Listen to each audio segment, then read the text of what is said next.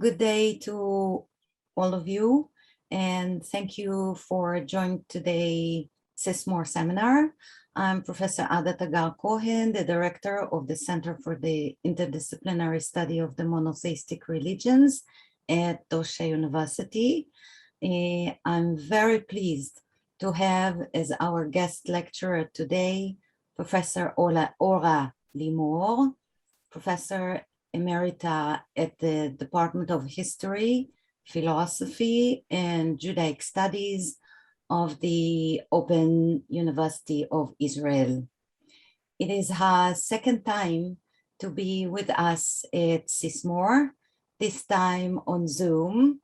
The first time was about a decade ago when she lectured on Dosha campus during a conference of 2 days on Judaism and Christianity, which was published in 2011 as CJS 5. Professor Ora Limor, it is a great pleasure to have you again. Let me introduce Professor Limor.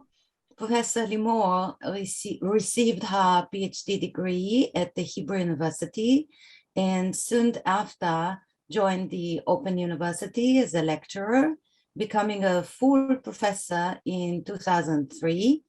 She then served as Vice President of Academic Affairs, and also between 2012 and 2013, she served as a member of the Israeli Government Council for Higher Education.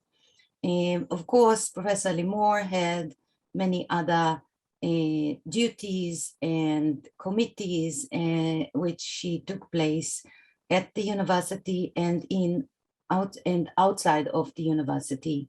Professor Limor studies medieval history with a particular emphasis on pilgrimage, travel narratives, and sacred space in Christian and Jewish cultures, as well as Christian-Jewish encounters in late antiquity and Middle Ages. Her published books and edited books and many articles touch these two aspects of medieval history.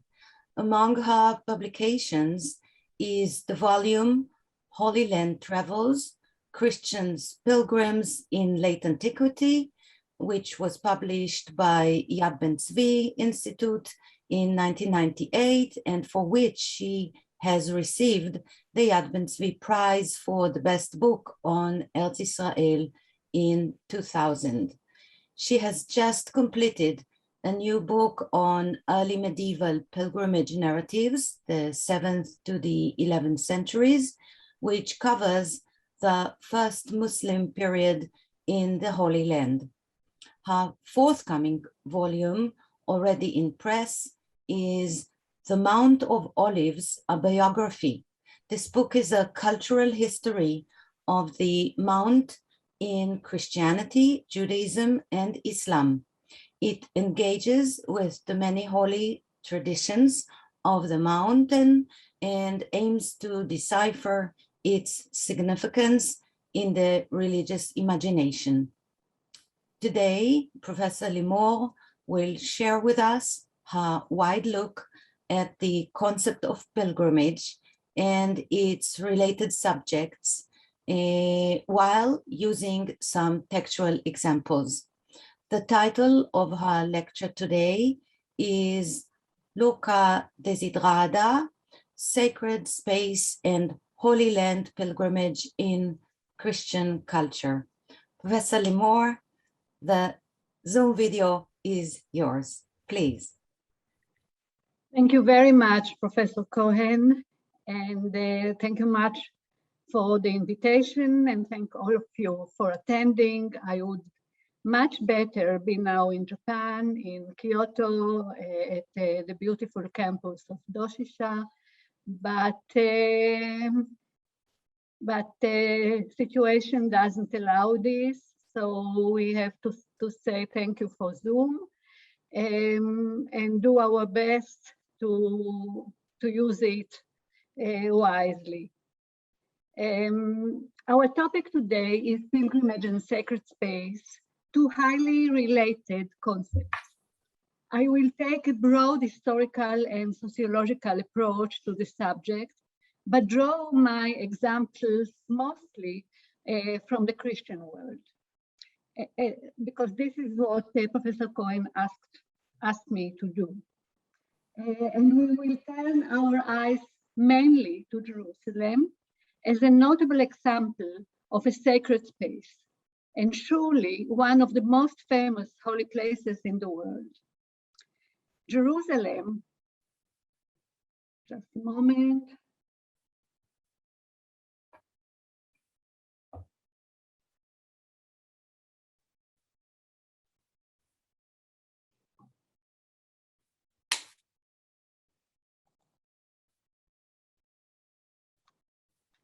Can you see?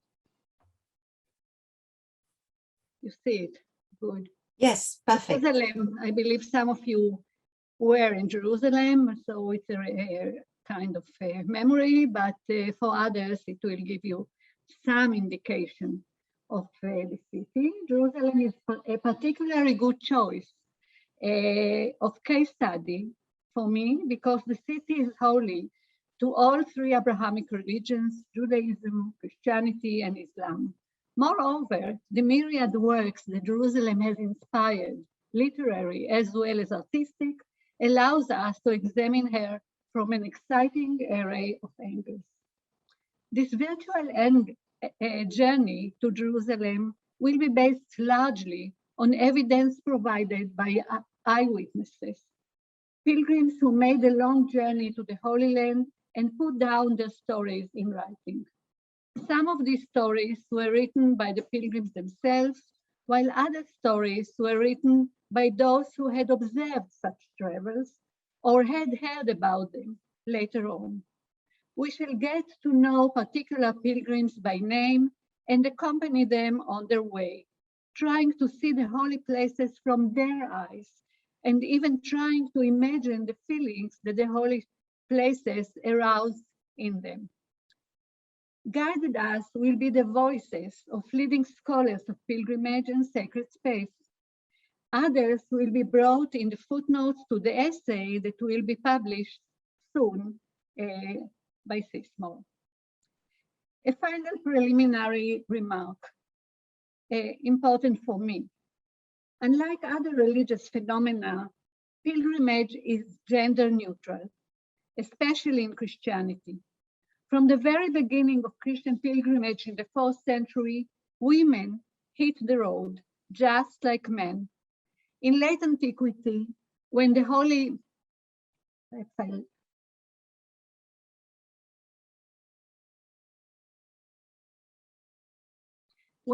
Land was under Christian rule, the number of women pilgrims known to us by name is quite large. Some of the travel narratives that have come to us from that period were written by women or tell about women. We shall meet some of them soon. However, women were much more affected than men by security problems and church regulation, so much so that there were periods when women's pilgrimage almost came to a standstill, and you shall see it on our journey. Pilgrimage can be defined as a journey to a holy place. We might say that travel lies at the heart of religion. It is both an act of devotion and a metaphor of life. The biblical model for this paradigm is the patriarch Abraham, who left his people and his father's house to follow a divine command.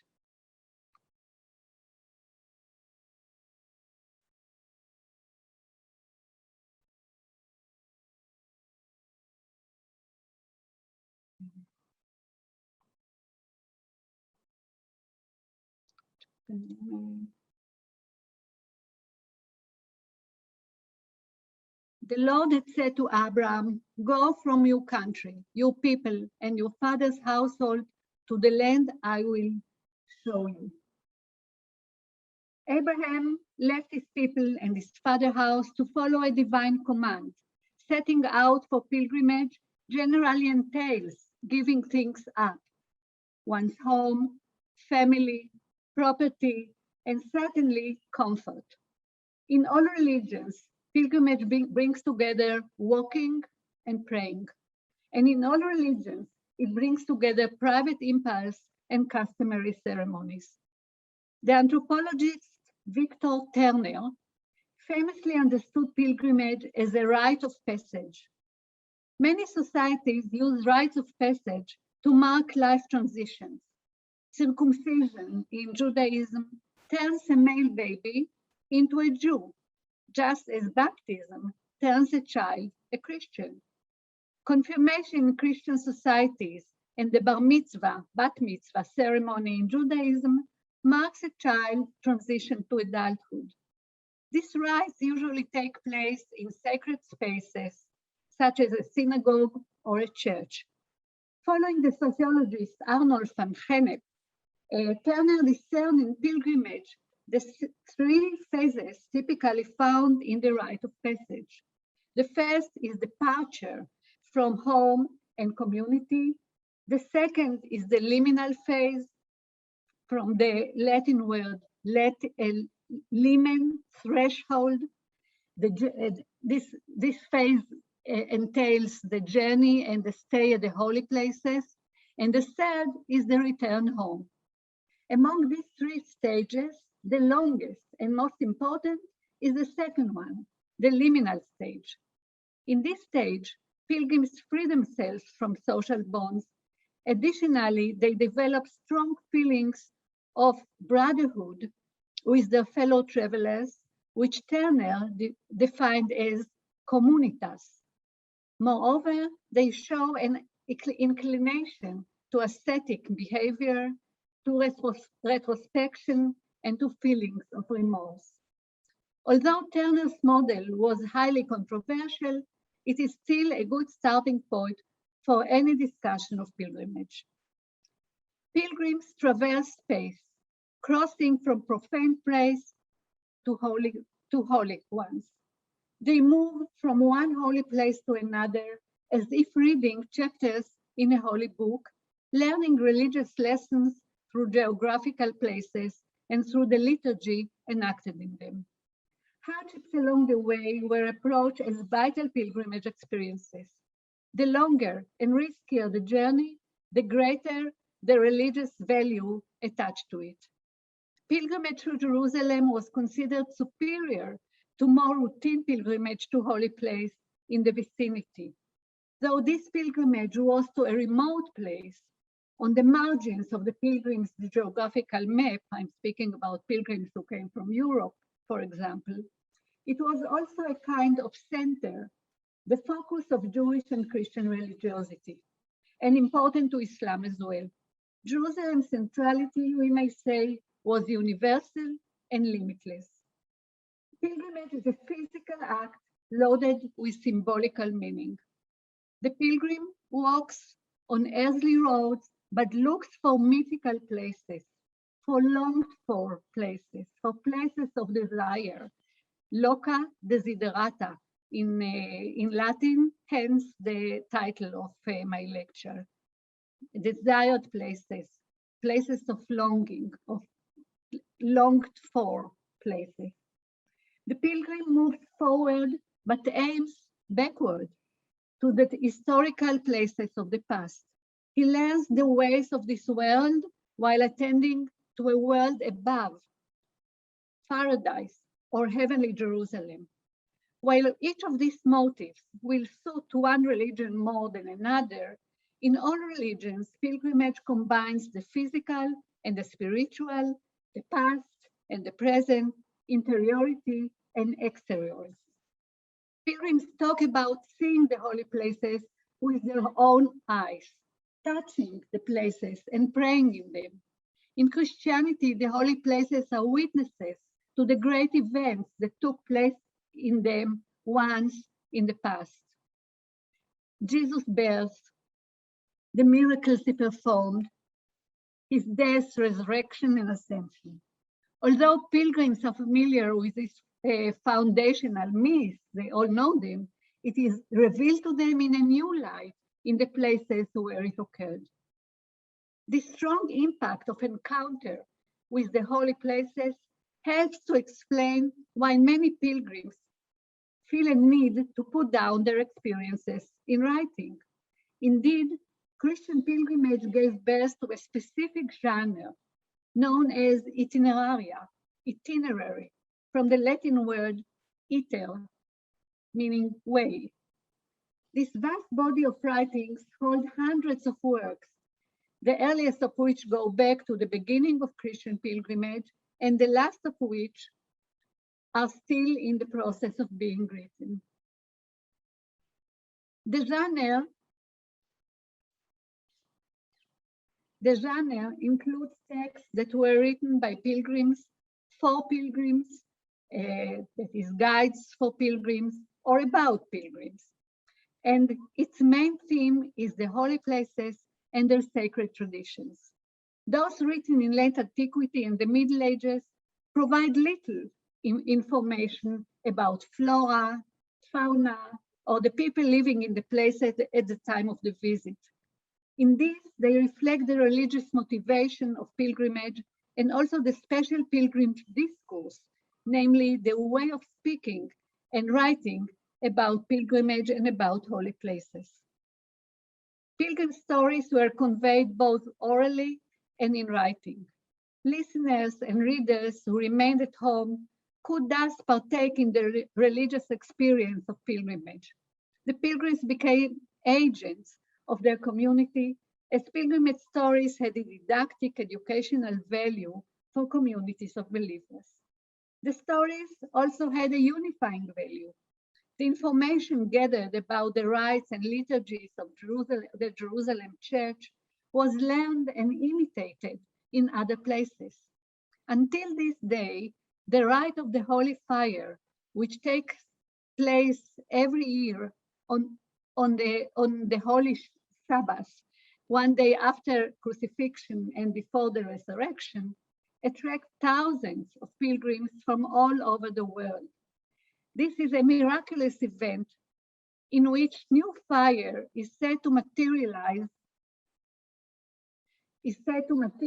from Jesus' tomb without any human intervention. All the candles that were extinguished the previous evening are lit by this new fire, miraculous fire. And also the candles of the clergy and pilgrims. Gender, remember. Some pilgrims take home these burning candles in specific vessels as far as Russia or other places. The atmosphere during the fire of the rite of the Holy Fire is nothing short of ecstatic. I think you can see it in the eyes of these pilgrims. In Christianity, Judaism, and Islam, the main motivation for pilgrimage is prayer in holy places. Holy places were considered closer to heaven and thus good for prayer.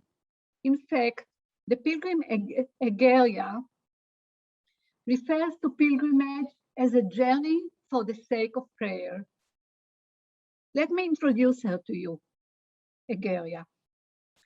Egeria was a Christian traveler from Galicia in Spain who visited the holy places in the later part of the 4th century, something 382 to 85.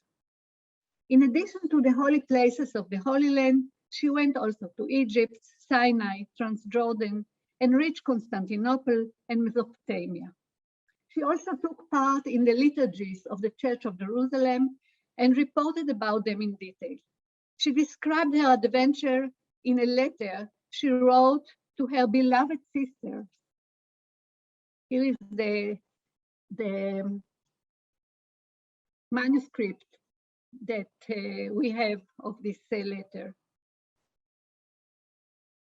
It's a letter to her beloved sister, probably Christian friends back home. The letter was discovered, although not in full, in the late 19th century and is considered the first bud, the beginning of Christian travel writing. We shall meet Egeria several times today because I work on her for many, many years and I find her a truly wonderful voice to express what is pilgrimage.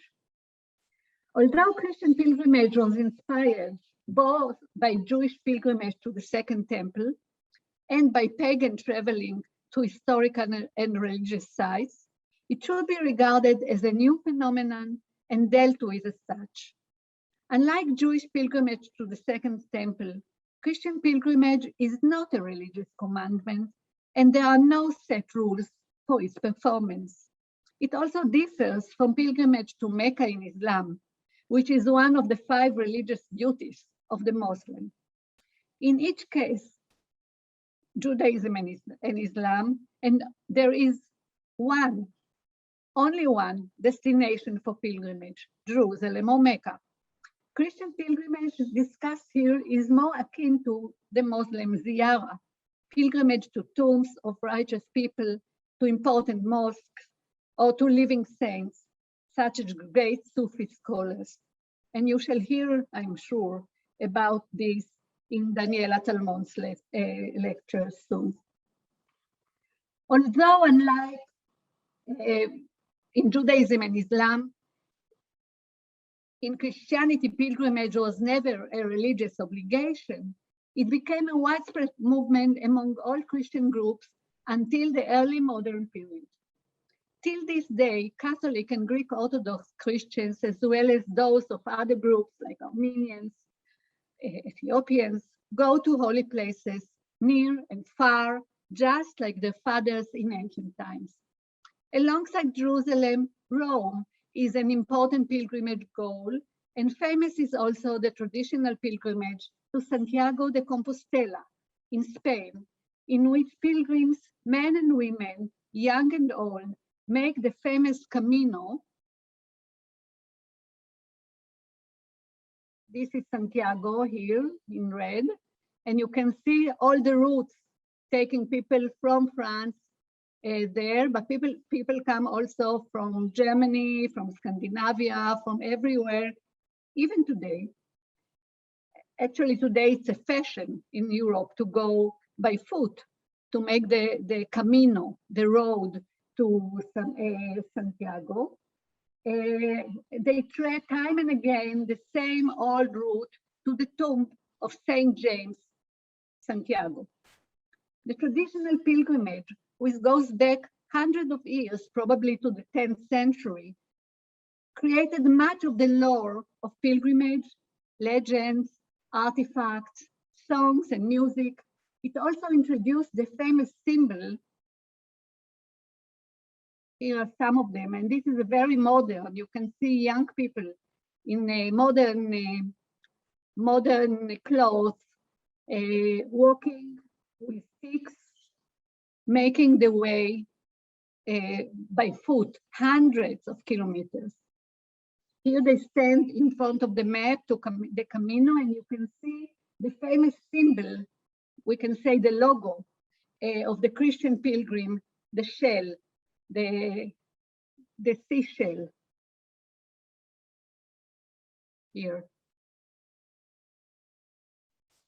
As already mentioned, on a spiritual level, pilgrimage is a metaphor for human life. Every human being in this world is just a passerby, a stranger. St. Paul addressed his fellow believers as strangers and pilgrims. The Latin term for pilgrim is peregrinus, originally a bypasser, a stranger. Indeed, the pilgrim leaves home and country in search of another home and another country, where he will find rest for his soul and meaning for his life. In all religions, pilgrimage in space is also a journey upwards to God and inside to the soul. In the words of Victor and Edith Turner, which I mentioned already, pilgrimage may be thought as extroverted mysticism, just as mysticism is introverted pilgrimage. This is why so many important literary works take the notion of journey as their theme. We may think of the Odyssey in Greek culture, of Aeneas in the Roman culture, of Dante, Divine Comedy, of Chaucer's Canterbury Tales, of the Arthurian legends in medieval culture, among myriad more. In Jewish Christian culture, we may think of the biblical Abraham already mentioned here, the story of the Exodus from Egypt, and the stories about Jesus, who himself died as a pilgrim to Jerusalem. Christian pilgrims walked in Jesus' footsteps in a double sense. They followed the road that he traveled, and they followed the way of his life that he modeled. This is why the pilgrimage to Jerusalem was considered the pilgrimage of pilgrimages. Up until this point in our discussion, we have taken pilgrimage in Christianity as an obvious ideal. However, the history of this phenomenon is more complex than meets the eye. For many authorities,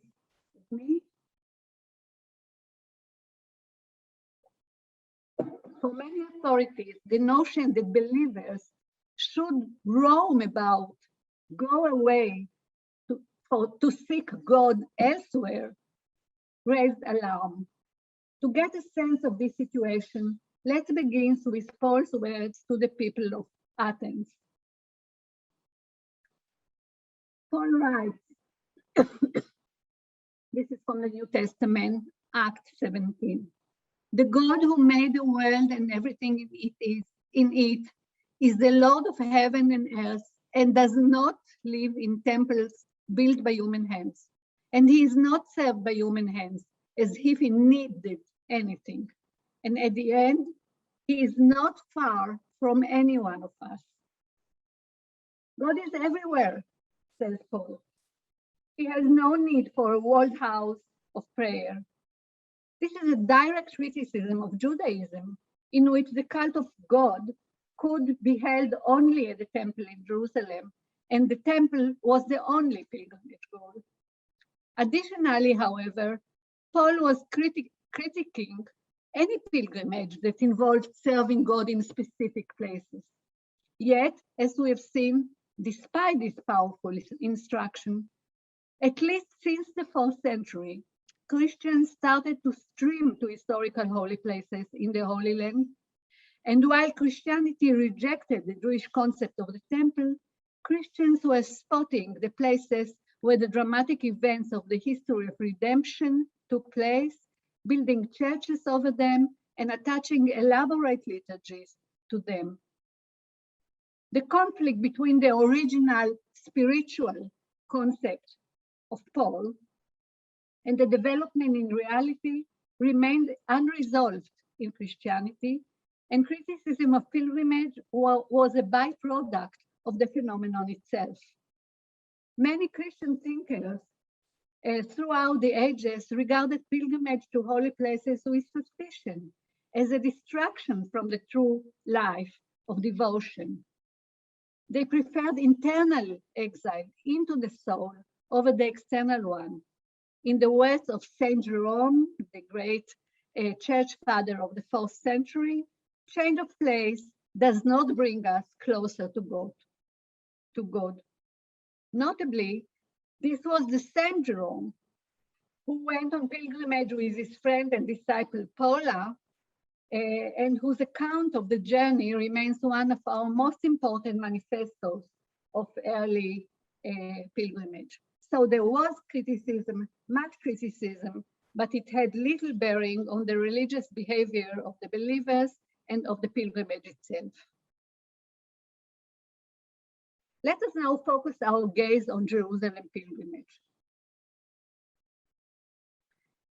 I put on a small table. So if I mention a period, you may see the periods in the history of Jerusalem according to the rulers that ruled the country. But I'll speak mainly about the first one. The reign of the first Christian emperor, Constantine the Great, in the 4th century is considered the turning point of Holy Land Christianity. Christian sacred space was defined in his day and the map of Christian holy places came into being. His mother, Helena, visited the Holy Land in 326, a visit that could be seen as an imperial declaration in favor of the holy places, marking the Christian imagination, the beginning of pilgrimage as a mass phenomenon. During the 4th century, pilgrimage became a great phenomenon and a prestigious act. While most pilgrims visited the holy places and returned home, there were others, like Jerome, whom I mentioned, who made the Holy Land their new home. Among them were wealthy individuals, mainly women, who built churches and monasteries and lived out their lives within these walls. One example is Paula, Jerome's pilgrimage companion, who founded 2 monasteries in Bethlehem, one for men and the other for women. Egeria, for her part, stayed for a lengthy period, but eventually made her way home after 3 years in the holy places. An anonymous pilgrim from the town of Piacenza in Italy, who traveled to the Holy Land in the 6th century, around 570, writes that the hospice built in Jerusalem for pilgrims held a huge number of tables to cater to travelers and more than 3,000 beds for the sick. 3,000 beds, a hospital with 3,000 beds for sick people, because as you can imagine, many fell sick due to the long way, the change of climate, and the change of food. This pilgrim also mentions a cemetery for pilgrims to the south of the city.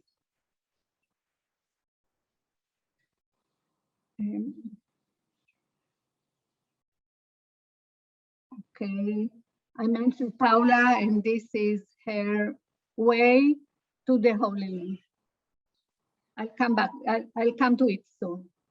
The Roman peace was an ideal setting for the flourishing of Christian pilgrimage. Roads were safe, dotted with hospices and stations, where pilgrims could rest and change horses. We have a report of a pilgrim who came from Bordeaux in 333, that is even before Paula and Egeria 50 years. It is actually the first Christian account of pilgrimage that came down to us. He tells us that he used the public road, the Roman public road, and went safely from one station to the other. The distance from one station to the other was a day travel. This is 25 to 30 miles if you ride a horse, or 15 to 20 miles on foot. From Bordeaux in France to Jerusalem, the pilgrim traveled about 3,400 miles, some 170 days of travel, calculated on the basis of 20 miles per day. His road took him from France to Italy, and then through the Balkan to Constantinople and Syria, and then to Palestine. The land route that he took was safer but longer. And some pilgrims prefer to go by sea, like Paula, which we can see here. For example, she went from Italy. You can see here, this line makes her way. She went from Italy by the Adriatic Sea to Cyprus, then to Syria. And from there, she rode an ass, a donkey, down to the Holy Land. Pilgrimage to the holy places is strongly connected to the monastic movement. Monks living near the holy places took care of the pilgrims, providing them with food and shelter. Many monasteries and hospices had hospices for pilgrims.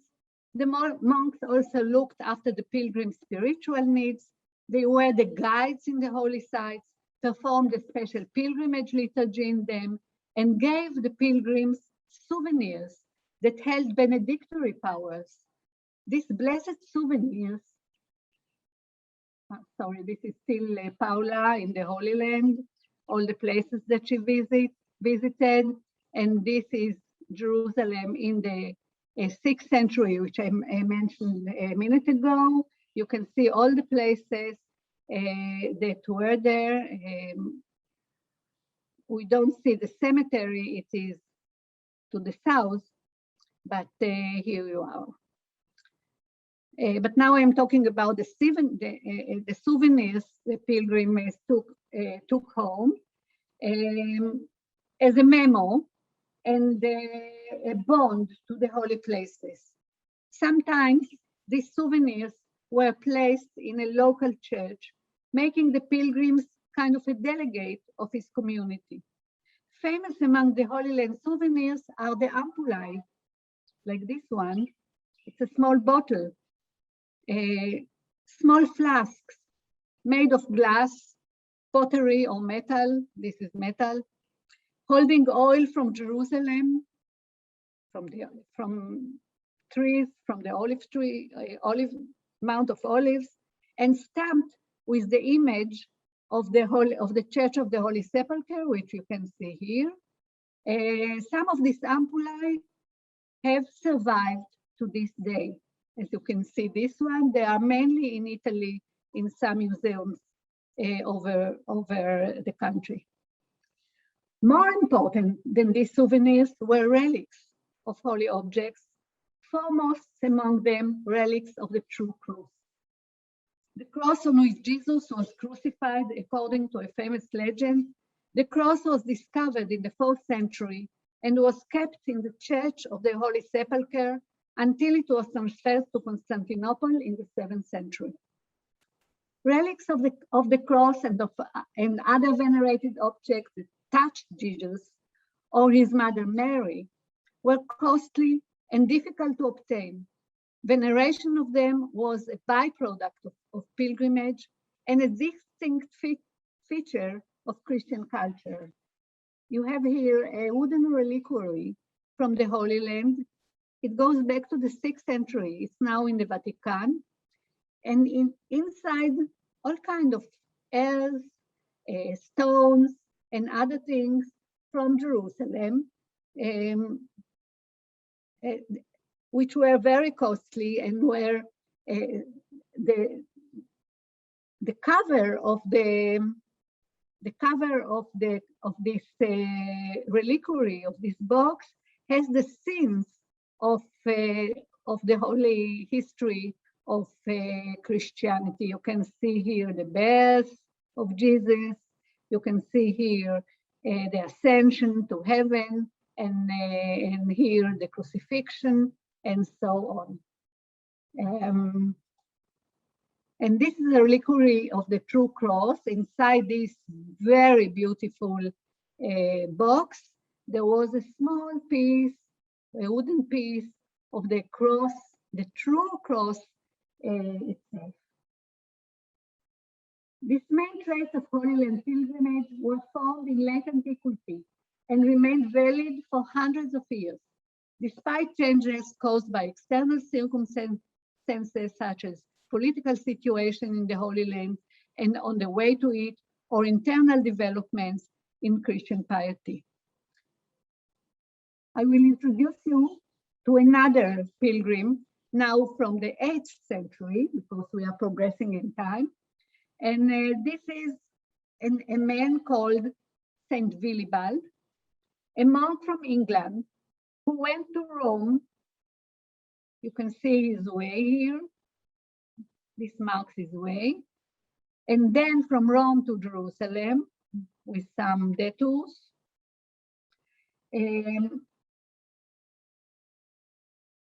After returning home, he became a missionary in Bavaria, and now he is considered a saint of Bavaria, of the town of Eichstätt.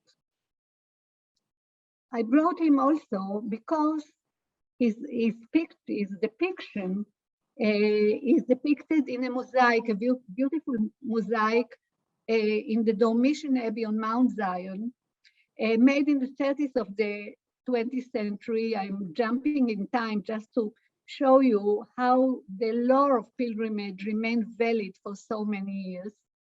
He's here around the Virgin Mary with other bishops from Bavaria. This is a chapel dedicated to Bavaria, probably financed by the Bavarian Church, because the Domitian Abbey today is in German hands of the Benedictine order.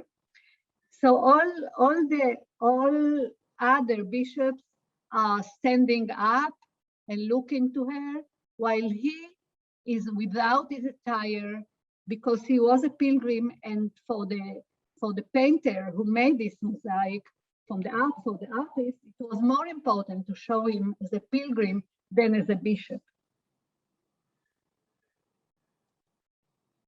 Here you have him. So as how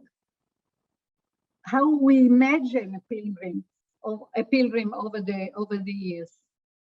He has a staff, he has a cross, he has a hat, and he wears sandals, and he has the shell, which I show you, which you've seen before for the pilgrims of Santiago. This is the emblem, as I said, the logo of the Christian Pilgrim, and here it is written here, Saint Willibald. Willibald, already in the first Muslim period, went to Jerusalem in a group of 8 Englishmen, and although he tells about hardships caused by the Muslim, he did not seem to be in a hurry to leave the Muslim territories. For 3 years, he roamed about the holy places and returned to Jerusalem no less than 4 times. This great pilgrimage remained a big movement throughout the late Middle Ages, even after Jerusalem was retaken by the Muslims, as you have seen. And this is attested by the hundreds of pilgrimage accounts that have come to us, down to us from the 14th and the 15th century mainly, but also later. We'll now turn, as much as time allows, from the pilgrims themselves to the places they visited, the holy places. The Bible, which, as we all know, underlies both Judaism and Christianity, has some very famous examples of such places. For example, on his way from Beersheba to Mesopotamia, the patriarch Jacob stopped at a certain place for the night, putting a stone under his head. While asleep, he had a dream in which he saw a ladder, you all know the story, a ladder resting on the earth with the top reaching to heaven, and angels of God ascending and descending on it. And he heard God speaking to him and blessing him, promising to watch over him. When he woke up after seeing the ladder, he said, "How dreadful is this place! This is none other but the house of God, and this is the gate of heaven." Then he took the stone on which he slept, poured oil on it, and called the place Beit El, the house of God. Our second example of biblical holy place is taken from the book of Exodus. Moses was tending the flock of his fathers-in-law when an angel appeared to him in flames of fire from within a bush. Although the bush was on fire, it did not burn up. When Moses approached the bush, God said to him from the burning bush, and you have it on the screen, "Draw not nigh hither, put off the shoes from thy feet, for the place whereon thou standest is holy ground." As these examples show, holy places are special sites where humans have received divine revelation. In these sites of theophany, revelation, it is as if the sacred erupted like a volcano, demarcating the spot from the rest of the world. The famous scholar of religion, Mircea Eliade, distinguished between the realm of secular experience and the realm of religious experience. While in profane experience, space is homogeneous and neutral, for a religious man, a sacred space possesses existential power. Every sacred space, writes Eliade, implies a theophany, an eruption of the sacred that results in touching a certain territory from the surrounding cosmic milieu and making it qualitatively different. Such an eruption of the sacred was witnessed by Jacob, who took up the stone that had been his pillow when he slept and set it up as a monument and called it Bethel, the house of God.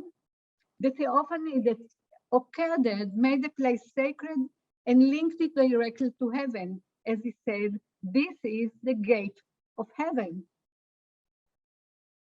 Based on these two examples, we can draw up a list of key characteristics of sacred places. First, Jacob and Moses did not look for these places. They were mysteriously revealed to them. Second, the revelation, the theophany, changed forever the nature of the places and made them unique, other. Third, the sacrality is indelible. Once revealed, holiness is attached to the sacred place forever.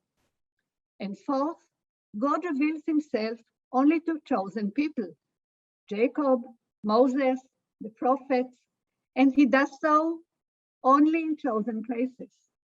Holy places commemorate extraordinary, symbolical events that happened within their boundaries to holy people. Consider Mount Sinai, where Moses received the law, as we read in the Bible. Sorry.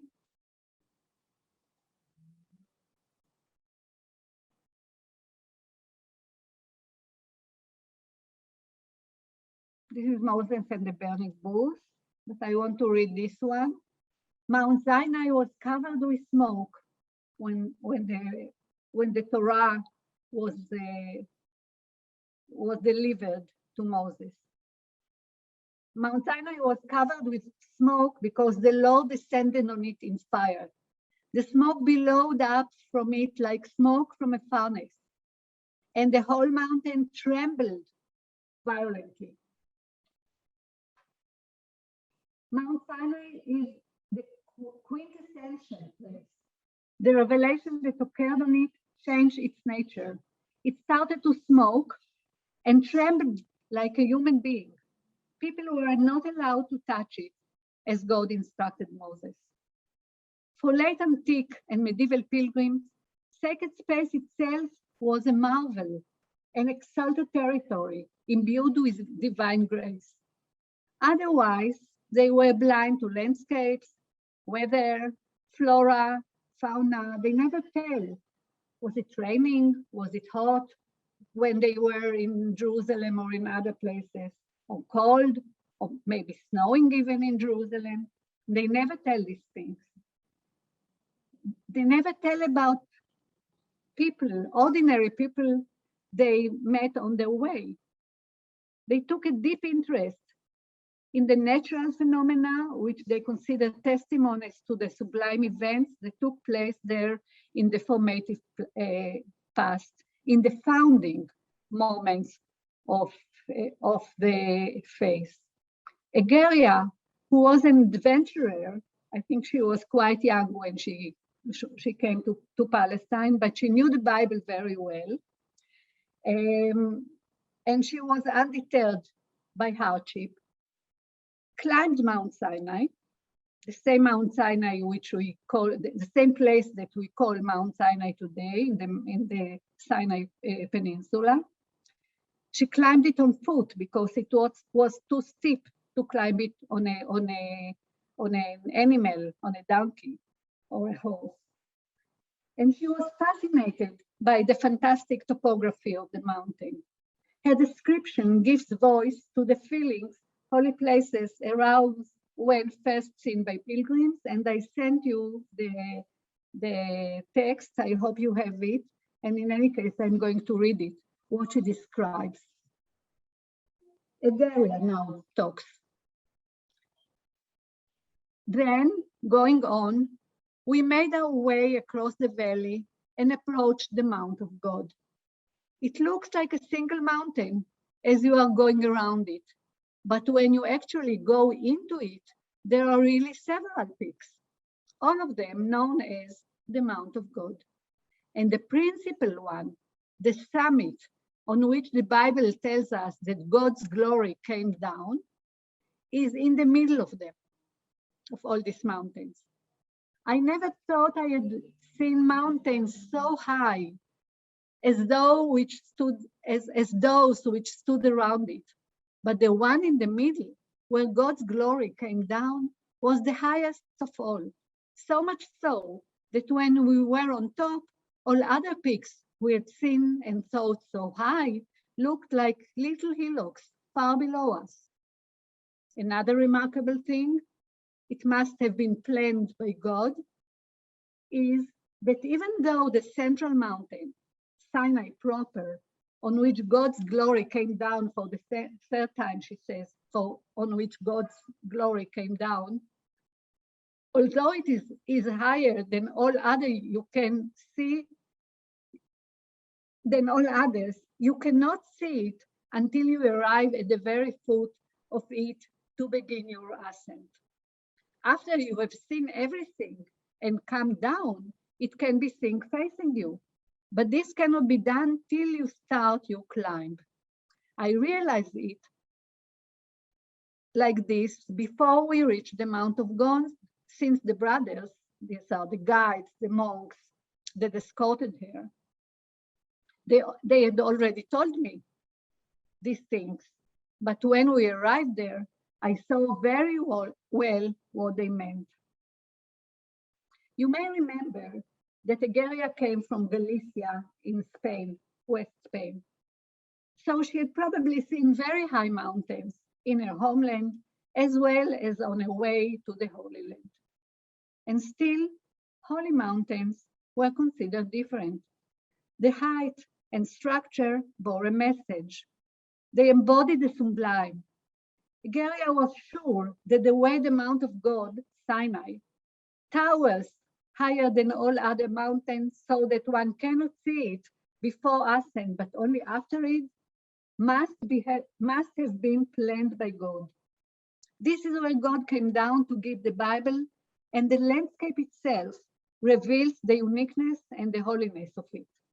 Just as this revelation of God changed the course of human history, changed time, it also shaped geography, space. A similar idea is expressed by the Russian abbot Daniel, who came on pilgrimage to the Holy Land in 1107. This is the beginning of the Crusader period. And he wrote a very detailed description of what he had seen. He describes the soil of Jerusalem in biblical terms. And good crops grow about Jerusalem in that rocky land without rain. Wheat and barley grow in abundance by God's benevolent will. If you sow one measure, you reap 90 or 100. Is not this Holy Land blessed by God? For pilgrims like Egeria and like Daniel, sacred space is a text to be deciphered, just like the Holy Scripture and parallel to it. The Bible constitutes a code, the cracking of which requires the proper interpretation. The same is true of sacred space. Sacred space is like an icon. The holy landscape is an object of veneration and contemplation, as Ageria tells us. It exists simultaneously in the immediate earthly sphere and in the heavenly symbolic one. When looked at together, these iconic places create a map, a holy map, the map of sacred geography. Pilgrims who went to Jerusalem held in their minds an imaginary map drawn out of place names they read in the Bible or heard in homilies delivered in churches. In the holy places, they charged this map with additional meaning, adding sites to names. The Bible served as a guide for the map, which was nevertheless subject to change according to cultural inclination and historical events. As put by Maurice Halbwachs, a French sociologist who worked also on holy places, he says, sacred places commemorate not facts certified by contemporary witnesses, but rather beliefs. Beliefs form the basis of many of the essential dogmas of Christianity. So, sacred map is a map of beliefs. Ada, shall I go on? Or shall I stop now? It depends on you. We still have time. Okay, so let me go on a little bit if you have the patience. You still have about 10 minutes. Okay, thank you. Mircea Eliade, whom we have already met, argued that religious people have always sought to fix their abode at the center of the world. The discovery of the center gives order and orientation to the homogeneity and relativity of profane space. This geographical center is the axis mundi, the navel or the omphalos, the cosmic place from which creation began. For Christians, this place is Golgotha in Jerusalem. In Judaism, it is the foundation stone on the Temple Mount, Haram al-Sharif in Islam, where the temple once stood. Both places are in Jerusalem. According to Jewish tradition, Eretz Israel, the land of Israel, is situated at the center of the world. Jerusalem at the center of Eretz Israel, the temple at the center of Jerusalem, the tabernacle at the center of the temple, and the foundation stone is in front of it. And from this stone, so the teaching runs, the world was founded. In fact, Jerusalem is sometimes depicted as a circle, a perfect circle on a hill, a cosmic city. It is here that earth and heaven meet. Jerusalem is the ultimate holy place. Pilgrimage to it was defined, as I already said, by Victor Turner, as prototypical pilgrimage. And the historian of literature, Donald Howard, defined it the pilgrimage of all pilgrimages. Scholars who study pilgrimage use the term catchment area to describe the sphere of influence of holy places. The majority of holy places in the world draw people from the vicinity. These are local holy places. More important ones draw people from a wider region. These are regional holy places. But the most venerable are the universal holy places that draw pilgrims from across the globe. Rome and Santiago of Compostela in Spain, which I mentioned already, are examples of such places in Christianity. Mecca in Islam. Jerusalem, however, is a center for all three Abrahamic religions, Judaism, Christianity, and Islam. One might say that her force field, both in geographic and in religious terms, is boundless. Famously, Holy places tend to maintain the sacrality even after change of ownership. Pagan holy places all over Europe became churches, as religious leaders understood that it is easier to change the story of a place than to erase it. People who have prayed in a place perceived as a possessing metaphysical and magical power will continue to visit this place, even in face of prohibitions. Such sacred continuity is omnipresent in Jerusalem. Over time, the city became a massive mosaic of holy places, old and new. And thus, although from the political and economic perspective, Jerusalem was long a peripheral city, it wasn't in Europe, it wasn't in the Byzantine, it was on the verge of the Byzantine Empire.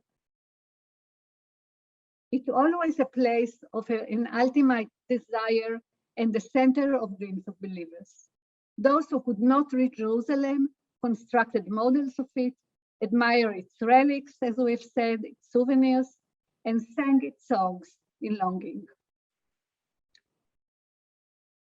For Christians, the sacred map of the Holy Land is the stage of the historical drama and underlies the very essence of Christianity.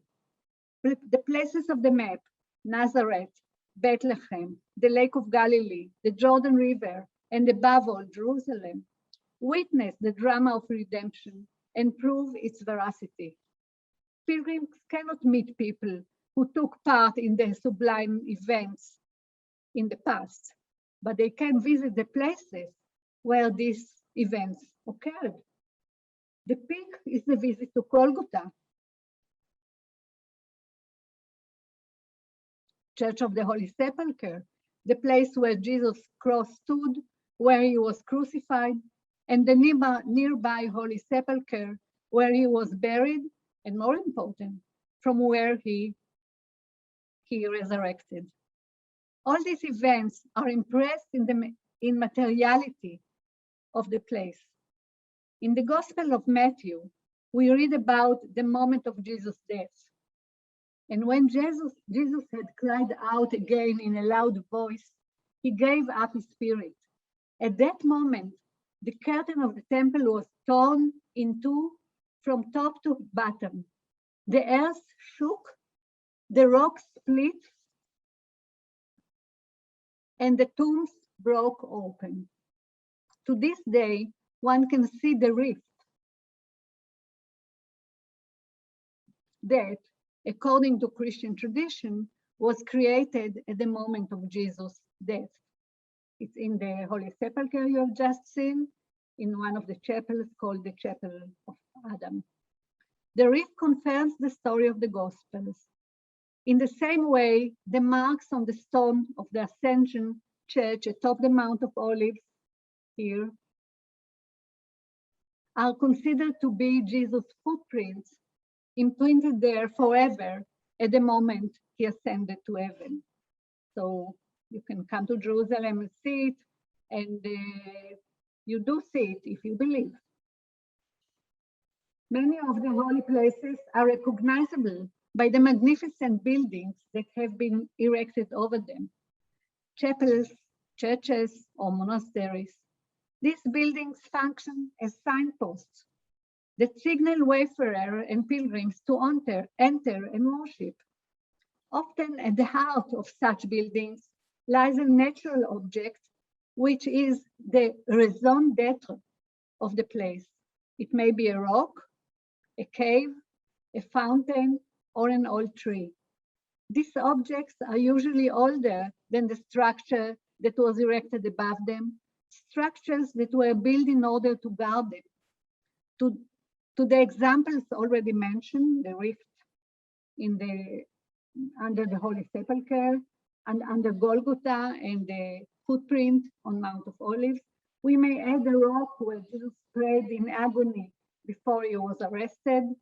This is the Church of the Ascension, but I meant this stone in Gethsemane, where, according to belief, he was praying in agony before he was arrested.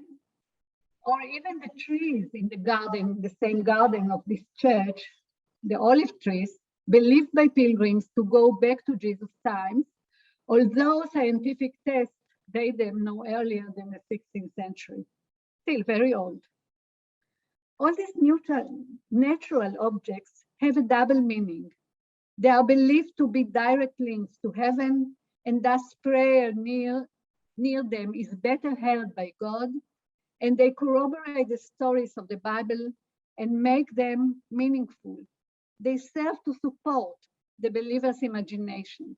St. Jerome, 4th century great scholar who translated the Bible into Latin, we have already met him, he writes, in the same way that those who have seen Athens understand the Greek histories better, so he who has contemplated Judea with his own eyes and knows the sites of the ancient cities and know the names of the places, whether the same or change, will regard scripture more lucidly.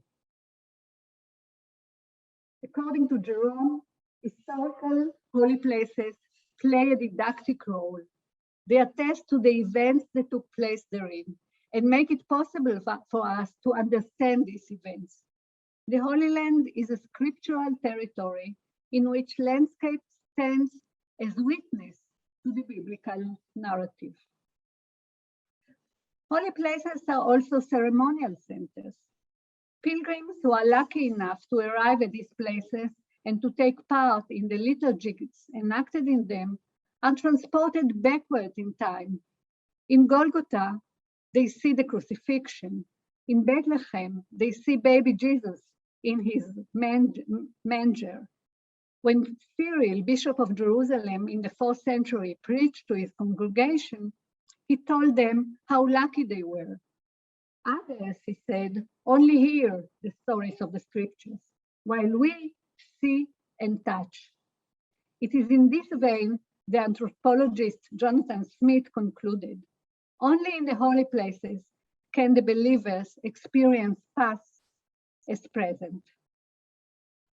I think, although I wanted to say a few things more, I think I shall stop here because it's 10 after 11 and give you some time to ask questions or give me new ideas or criticize or whatever. Thank you, Ora, very much.